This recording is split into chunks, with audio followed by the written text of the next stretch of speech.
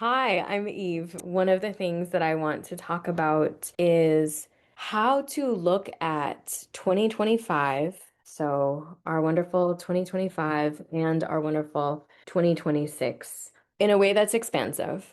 The reason that I'm writing these I Ching predictions and the work that I'm doing with you on Substack is as a tool. What we are looking at is mindset and how it is that we can move the mindset, change how we are perceiving our reality to one that is more expansive rather than one that is constricting for us. And what I mean by that, for example, in 2025, the energy, a lot of it was excavation. And what I mean by excavation is looking at your true intentions and whether or not your intentions are in alignment with your purpose and your reason for being here, why your soul asked you to come back. And when you look at your intentions with the purpose and with the desires that you have in your heart for what you would like for yourself and your family, you were seeing the aspects that need to be shed. That's the year of the snake, about shedding. So, things, aspects that may need to be shed could be fears that you're holding that are creating a distance between yourself and the thing that it is that you want. Because whenever we're in fear, we have created a blockage against that thing that we want. We have created in our mind an avenue.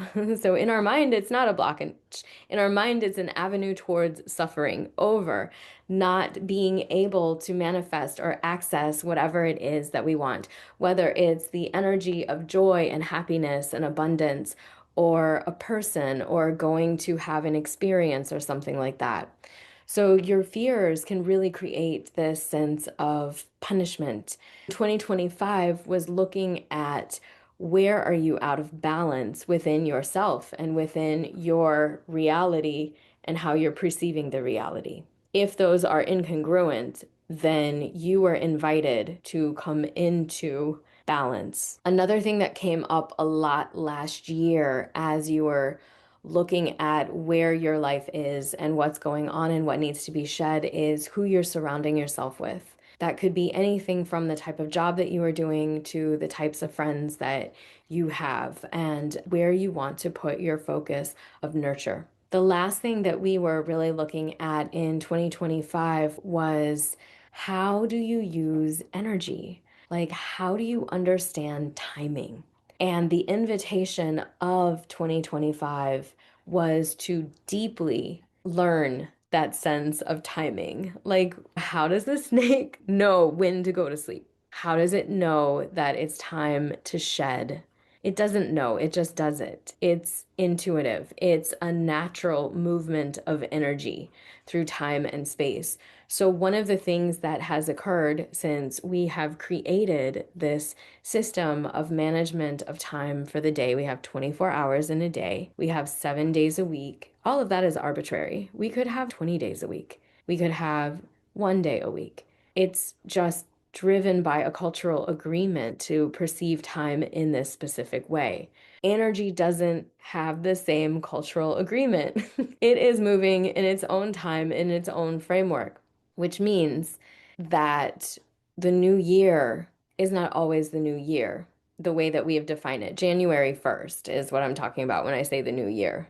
Energetically, the new year could be anywhere from the second to third week of January to the middle of February or the end of February. It's dependent on the movement of the energy. And so we have this false sense of change that is not necessarily supported with the way that the world works energetically. And that then creates, I don't want to say suffering, but it creates a dissonance that we can feel because we think we should be doing something because we know it's the new year and we know we should be moving in one way or another, but we end up doing something else, like we're resting because it's winter and that's what we should be doing. And we should be waiting for spring to actually arrive. And then that's when we start the planning and we start the doing and we plant the seeds for what we're going to do and nurture in the next year. That's the role of early spring. So why we're trying to plant the seeds in December and in January, early January, like the first, second, and third is crazy making, really, because that energy isn't there yet.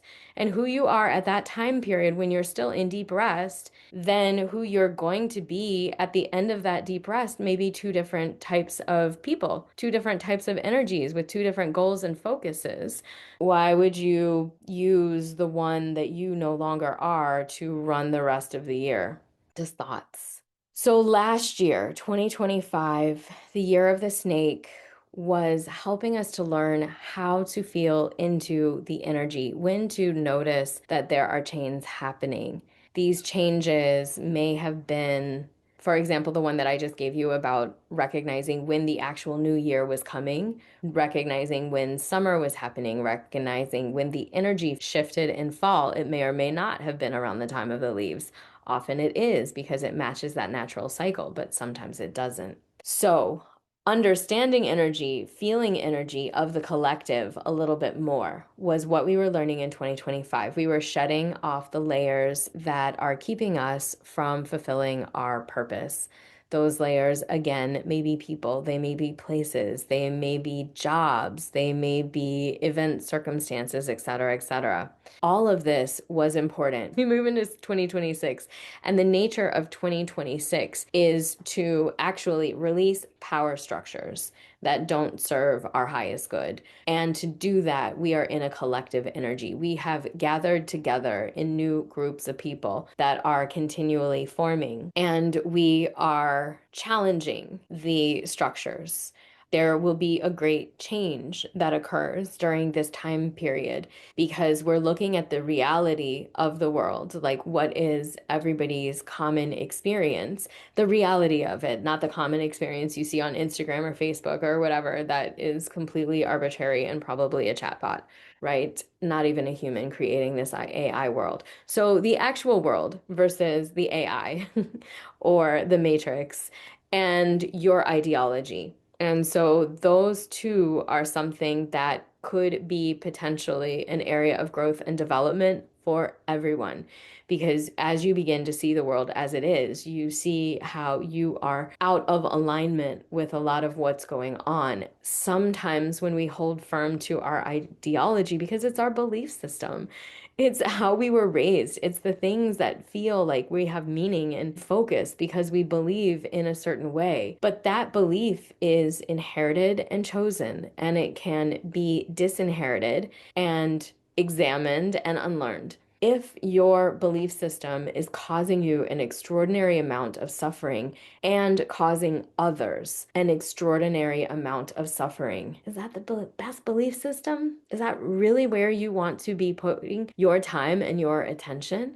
What is it that could be created from the super naive place of love and light? Like, how is it that we can support each other in community in ways that are uplifting, that are not tearing other people down, that are allowing ourselves as humans to thrive?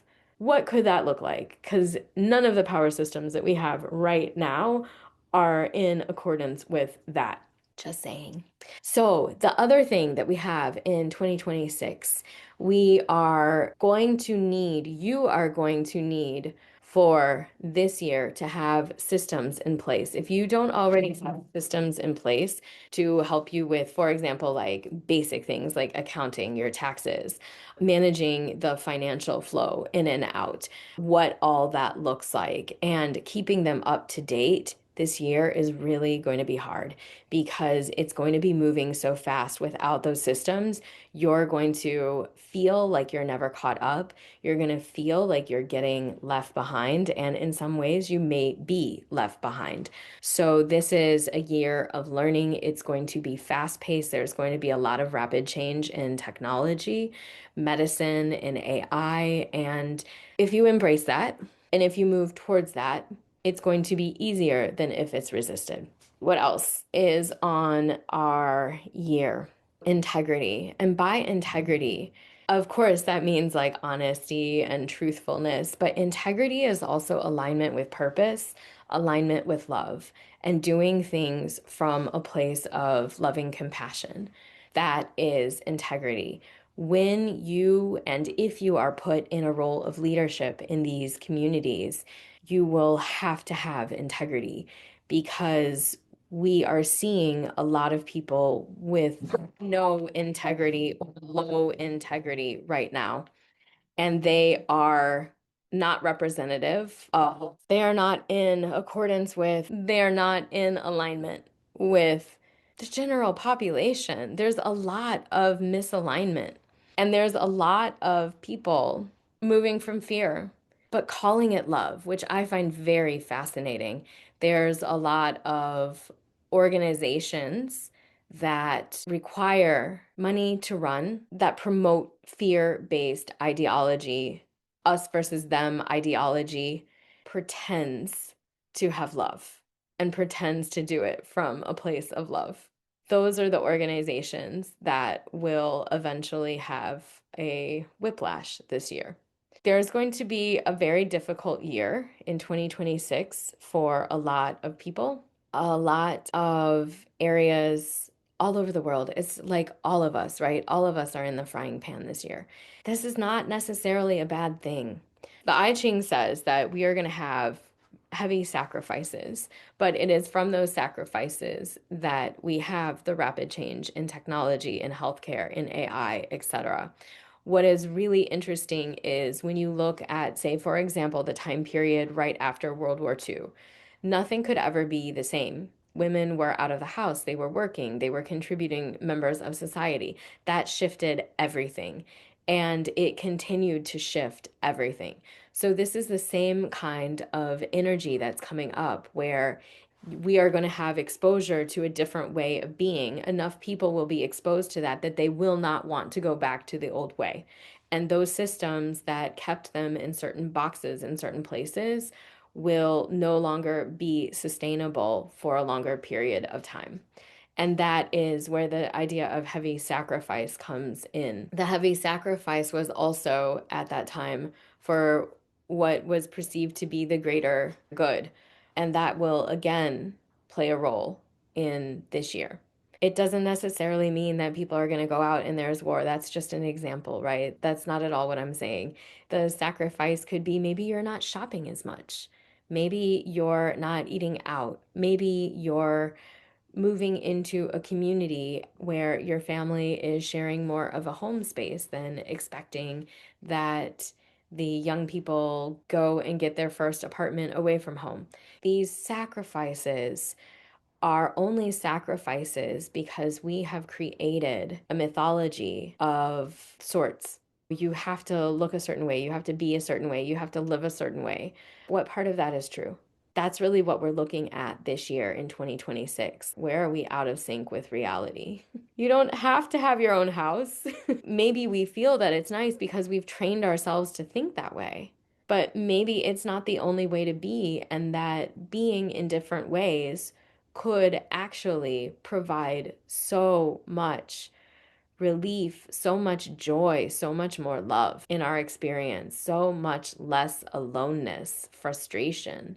When the I Ching gives warnings like heavy sacrifice or be careful of this and that, it's not that something is going to happen necessarily outside, but it means to be careful of your own mind and what your perception of the world is, and how the perception is what can often create the suffering when it's not in alignment with reality, when you have a false reality. By the end of the year, it's going to be really good. The energy of ascendance. We're going to be growing into something really special and beautiful. It takes persistence, and that takes dedication, which is so wild that we're in the year of the fire horse, because the fire horse is courage, it's stamina, it's diligence. So that persistence, that dedication, like that's energetically here to support all of this movement, all of the energetic movement. So I'm very excited to see what this year is going to bring. Again, I think the key highlights of this are if you feel suffering, if you feel that you are suffering about something, take a step back from it, whatever it might be, and look and see if there's another way to understand or view the situation. Number two, when we understand that we have constructed our reality and our expectations, all the shoulds that we have in our lives on an ideology, every single one of us, then that also means that we can do a deconstruction and a reconstruction in something that's more in alignment with who we would like to be.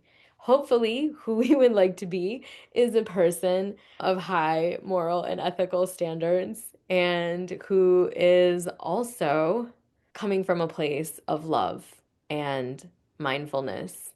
We also want to be looking at what are we absorbing? Are we looking at Instagram, Snapchat, if that's even still a thing, TikTok and Facebook, and feeling that that's a reality? We allowing it to skew our reality, or are we actually in the world with each other, having conversations that are meaningful and in ways that give a sense of lightness and well-being to each other? Things will need to change in the way that you're approaching the world, and it may feel like a sacrifice, but it doesn't have to, depending on your ideology, depending on the way that you think about things in the world. So, if you're willing to make changes to that ideology, if you're willing to make changes, these releases that we're going to be invited to have later in the year will not necessarily feel exactly like sacrifices. They can feel like unburden something. Persistence, diligence is going to be really helpful in making changes. Let me give you an example that may help to make this seem less potentially scary. The year of the snake was shedding fear. The year of the fire horse is creating systems that will help you to move with rapid progress, with courage, intelligently. That's phenomenal. It's truly a gift. Let's take a minute and look at this from a perspective of someone who is a writer. So obviously I have written these books, right? But 10 years ago, I had a dream about this book and it came in, the characters came in. I was like, wow, this is amazing. And every year I've tried to write a little bit more about this and it's not working. It hasn't been working. One of the things that wasn't working is I held fears around it. And last year, those fears were challenged, and I was able to see the fear for what they were and how I was creating them for myself. This year, what has already happened is I released that in myself, this power structure of fear. My reality is that I can do the work, and it doesn't matter that I have never written a series of books before. Who cares? Right? The whole point is just to have fun with it and to write it. And so that's a very different state of being than I was last year and I was the years before this. What writing a book entails is sacrifice. I'm not outside playing around, having fun, going on picnics, doing all these things. I'm writing, and there's a joy in that writing. So, this is what I mean by what the prediction is showing us is it doesn't have to be this super intense, horrible, awful thing. On the smaller scale of our lives, it could be the clearing for us to do these projects, these dreams that we've held so closely for so long out of fear or frustration or whatever it might have been. All of that can clear. And you're diligently doing the work. But when you're opening one door to writing and you're sitting here in that commitment, it can feel like a sacrifice. It can feel heavy at times because you do have to show up every single day and do the writing. Otherwise, you lose the momentum, right? And that's the diligence of it. That's the stamina behind it. And that's what the fire horse can really, truly bring you. So if you wanted to be a creator on YouTube or whatever it is your dream is, this is the year that is going to just like supercharge and empower that. So when you read a book like this and when you see some of the structures that we're moving through, it can sometimes sound terrifying, but that depends on the perspective. Because when you actually look at and you unpack it at the individual level, it's freeing, it's expansive. There's so much freedom that's possible in this year. There's so much creativity, and there's so much drive that will actually get you to the end so that you can finish those things that it is that you want to do in your life. And that is the beauty of 2026 Firehorse. So I wish you all the best in all the things. Know that I have your back because I go through every month on Substack the monthly energies. And I do it in a way that you can use that information as a tool to know when to move, when not to move. In 2025, your tool, that information told you to stop to listen to the flow of the energy. I have to see who's around me. I have to see what I'm doing, how I'm moving in the world, and how it's repressing me in certain ways and keeping me stuck in a fear cycle. 2026 tools are creating the structures that are necessary to thrive and balance. Fire can burn you out. So, finding things that are also necessary for you to thrive in terms of allowing yourself to be centered and grounded. That's the joy of working with the predictions for 2026 of the I Ching. You can get a sense month by month of where you can move, where you need to stop, and how to use the energy to supercharge what it is that you desire in life. Boom! It's amazing! Yay!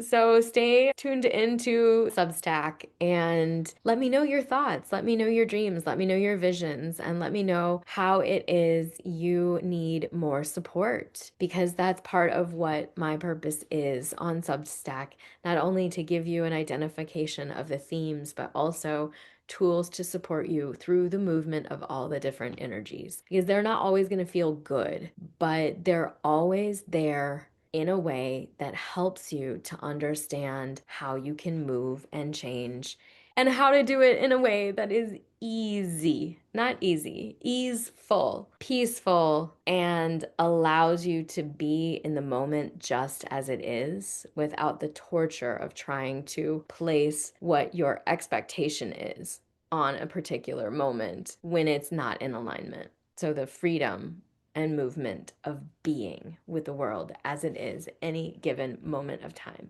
Have a great day, evening, night, morning, all the things.